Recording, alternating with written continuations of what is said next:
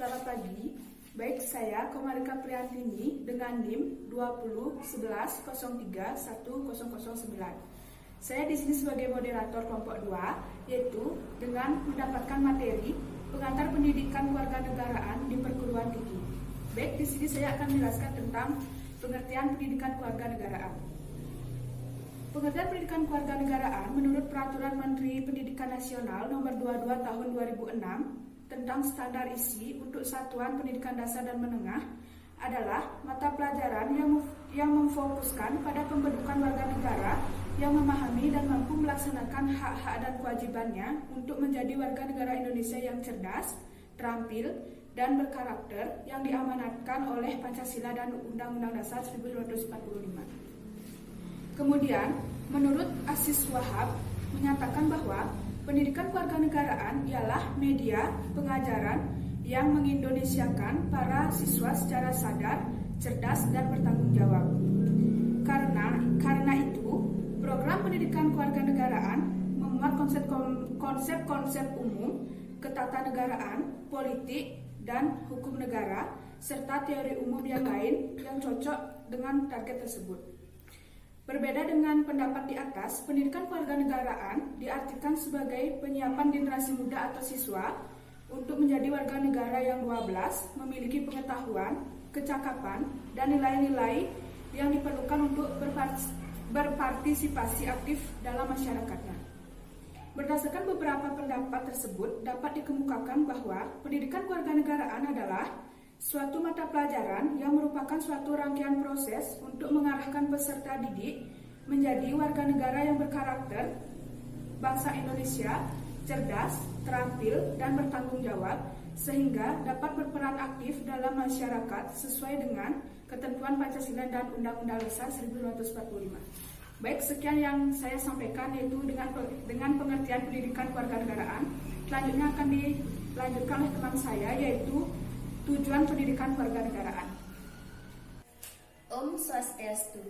Saya Komandewi Widyastuti dengan NIM 2011031008 akan melanjutkan materi, yaitu tentang tujuan pendidikan kewarganegaraan.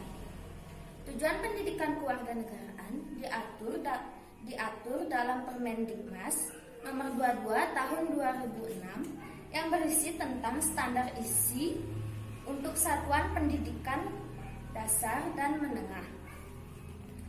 Tujuannya adalah agar peserta didik memiliki kemampuan, yaitu sebagai berikut.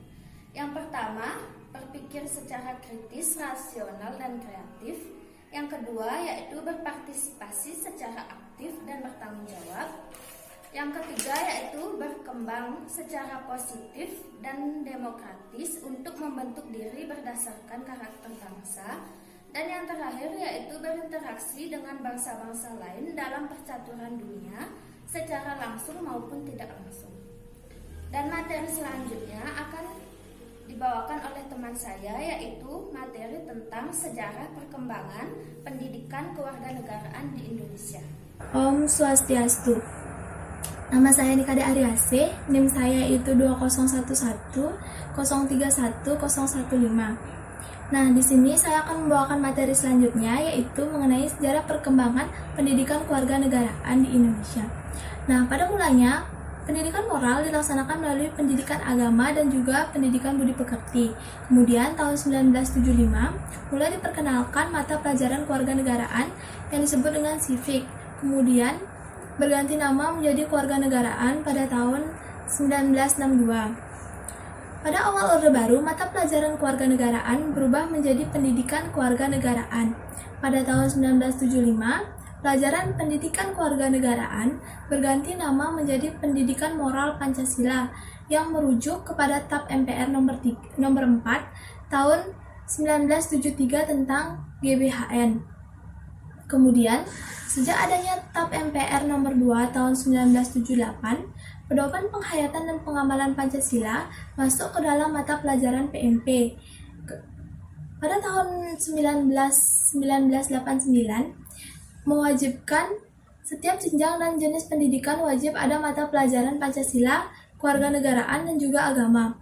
Berdasarkan keputusan Menteri Pendidikan dan Kebudayaan nomor 060 dan juga 061-U-1993 tanggal 25 Februari tahun 1993, di sekolah dasar dan menengah wajib ada mata pelajaran pendidikan Pancasila dan pendidikan kewarganegaraan.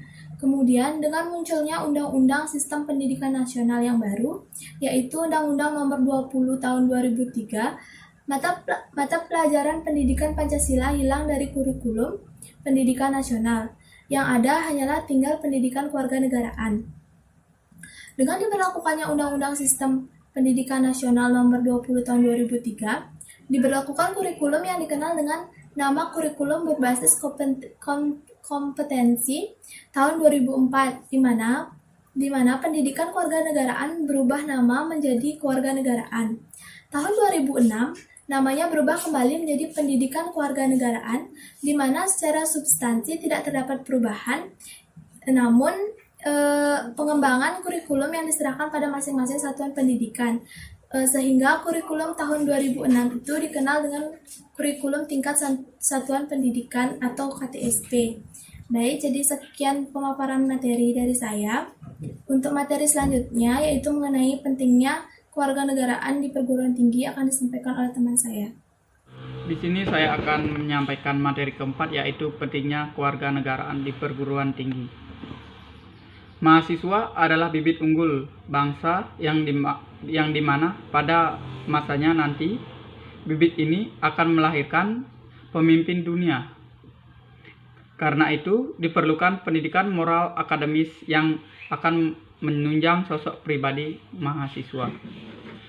Kepribadian mahasiswa akan tumbuh seiring dengan berjalannya waktu, mengalami proses pembenahan, pembekalan, penentuan, dan pada akhirnya pemusatan prinsip diri. Pendidikan kewarganegaraan sangat penting dalam konteks Indonesia. Pendidikan keragaman, pembelajaran kolaboratif, dan kreativitas. Pendidikan itu mengajarkan nilai-nilai kewarganegaraan dalam kerangka identitas nasional. Hakikat pada pendidikan kewarganegaraan adalah supaya sadar dan terencana untuk mencerdaskan kehidupan bangsa bagi warga negara dengan menumbuhkan jati diri seorang mahasiswa.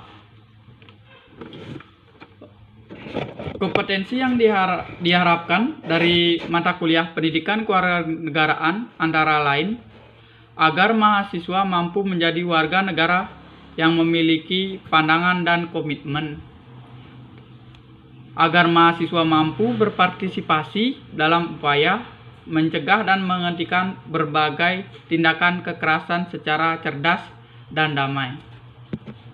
Rasa kewarganegaraan ini sangat dibutuhkan bagi seorang mahasiswa, di mana membuat kita tidak akan mudah goyah dengan iming-imingan kejayaan yang bersifat sementara.